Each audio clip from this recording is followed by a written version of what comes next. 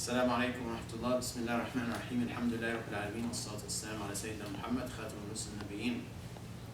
Alhamdulillah, today we have with us here at Islamic Leadership Institute of America in Greenbelt, Brother Abdul Halim Mahfouz from Guidance Residential. We're honored to have him with us, inshallah, to talk a little bit about a very important topic that unfortunately many Muslims still are not very aware about, which is financing properties, especially our homes. And it's, the significance or the seriousness of the matter of riba in our deen. So without further ado, I'm going to turn over to Brother Abdul Halim, inshallah. We'll talk about different topics related to this, inshallah. Assalamu alaikum. Bismillah ar-Rahman ar-Rahim. ونفتح بين أولين قولنا بالحق وأنتم خير الفاتحين. Jazakumullah khair, Brother Ayman and Elia, to have me here. It's my honor to be in Greenbelt, Maryland. And inshallah, it's a very important topic.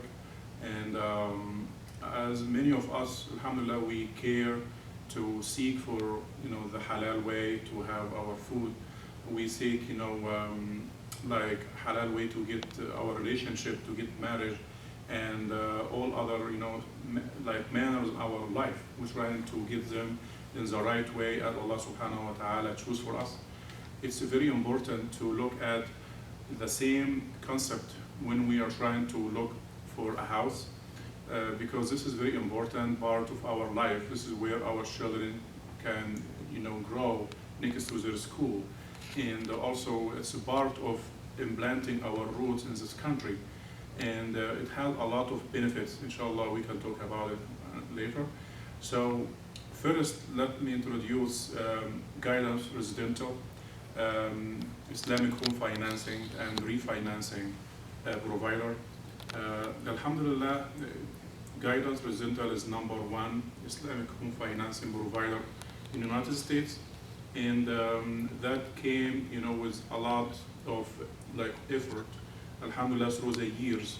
Guidance started since 2002, and it started first with 2 states or 3 states.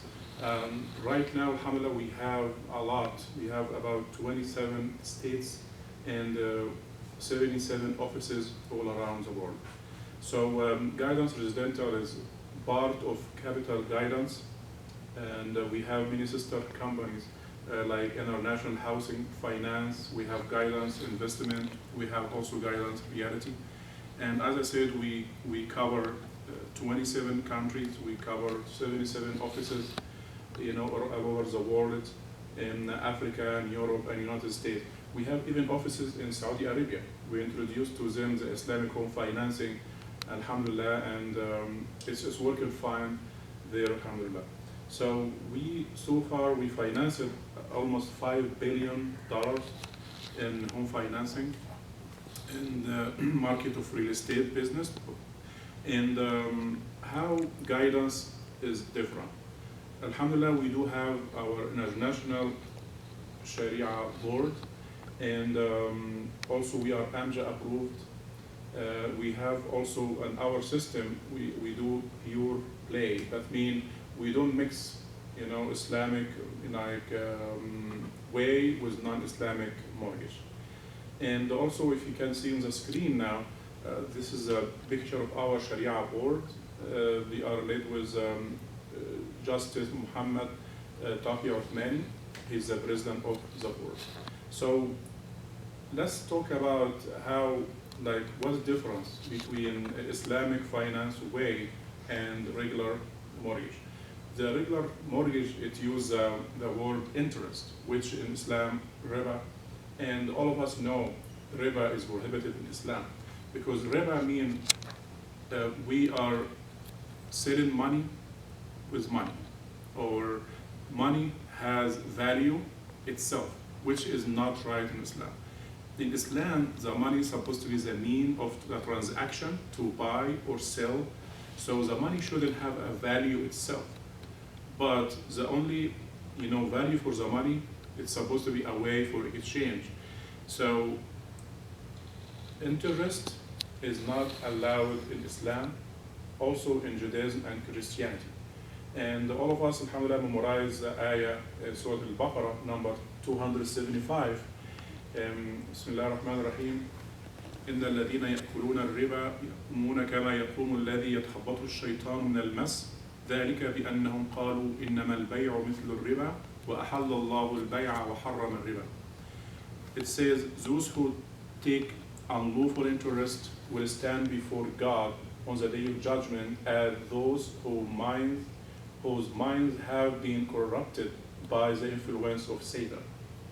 They say that commerce is just like interest, but God has made commerce lawful and has forbidden interest.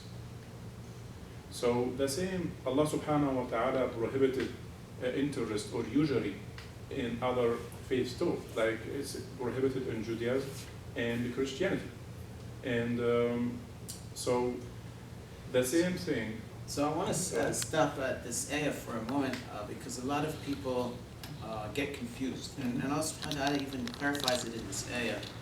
And there are two important things to touch on. But the first one is, وَأَحَلَّ اللَّهُ الْبَيْعَ وَحَرَّمَ الرِّبَا. In another ayah, Allah subhanahu wa ta'ala says, وَقَالُوا الْبَيْعُ مِثْلُ الرِّبَا. It's the same, you know. And we hear this a lot today when people look at these Islamic instruments for financing homes and so forth. They say, well, at the end of the day, we're paying extra dollars to get this loan, to get this house. So it's all the same, and sometimes it's even more costly because with Islamic instruments, there's more process, and usually there's a little bit, slightly more cost. So it's not just the end result that matters, but it's the mechanics. It's how you do the thing. And we have many examples. I mean, zina and marriage. You know, technically the process is the same. That's right. But obviously, you know, the whole, actually the process is different, but the result is the same. So it's important that people also understand it's not just the numbers, but it's the process as well. The other scary thing here in this ayah, Allah subhanahu wa ta'ala gives us the example of the person or the people, الَّذِينَ يَأْكُلُونَ الرِّبَا. Those who, he uses the word يَأْكُلُون, they eat. They're nurtured and they're living through this ill. They don't stand up except like someone who's in a boxing ring with shaitan. يَتَخَبَّطُهُ الشَّيْطَانُ مِنَ الْمَسِّ. It's like he's fighting shaitan and he's going crazy. His brain, like you were saying, is just out of context. So this is really a serious problem if we don't try to take the precautions as much as possible to stay away from riba. And in the next ayah, Allah subhanahu wa ta'ala says, يَمْحَقُ اللَّهُ الرِّبَا وَيُرْبِي الصَّدَقَاتِ. Allah destroys, you know, riba and whatever is built on it. So alhamdulillah, today in our day and age, we have more instruments that are available to us maybe a quarter of a century ago, 25 years ago or 50 years ago, when people had necessities and they maybe had no other option other than to go to a conventional mortgage. But today, alhamdulillah, there are organizations like Guidance Residential who are trying as much as possible to get as close to you know, the Islamic way of funding and financing in a society like the one we live in. And I remember the hadith of the Prophet ﷺ, he says towards the end of time will come a time when riba is so much around us, it's like dust. You know, a believer cannot escape it. It's going to hit you one way or another. It become common, you know, people use it as it's become normal and nobody even knows. It's become haram or wrong in a way. It becomes part of everyday life. Yeah.